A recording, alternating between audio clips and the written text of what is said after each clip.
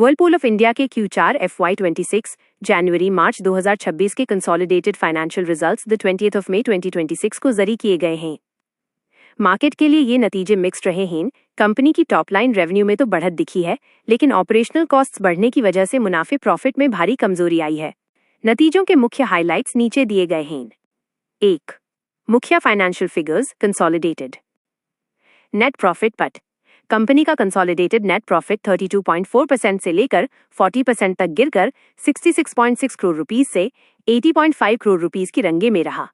अलग अलग सेगमेंट्स के एडजस्टमेंट के बाद जो पिछले साल की समान तिमाही Q4 FY25 में 110.86 करोड़ रुपीस से 119 करोड़ रुपए के बीच था।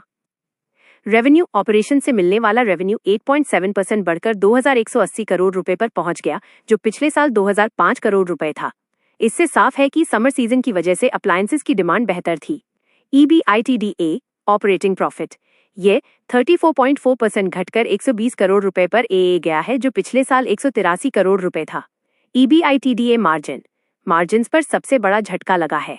मार्जिन पिछले साल के 9.13% से 357 बेसिस पॉइंट्स गिरकर 5.56% पर गया है। 2. मार्जिन्स में गिरावट की वजह कॉस्ट प्रेशर्स और कंपटीशन।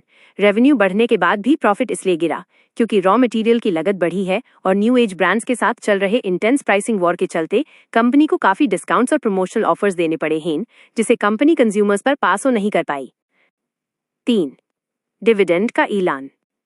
वर्लपूल के बोर्ड ऑफ डायरेक्टर्स ने फाइनेंशियल ईयर 2025-26 के लिए ₹5 पर equity share 50% of face value के फाइनल डिविडेंड की सिफारिश की है, जो आने वाली AGM अप्रूवल के बाद शेयर होल्डर्स को दिया जाएगा।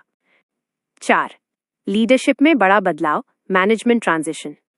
रिजल्ट्स के साथ हाई कंपनी ने टॉप मैनेजमेंट में कुछ बड़े बदलाव अनाउंस्ड किए हैं।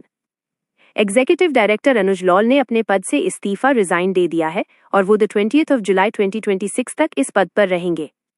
आदित्य जैन को कंपनी का नया एग्जीक्यूटिव डायरेक्टर और चीफ फाइनेंशियल ऑफिसर CFO नियुक्त किया गया है, जो 21st of July 2026 से अगले 5 साल के लिए अपना कार्यभार संभालेंगे।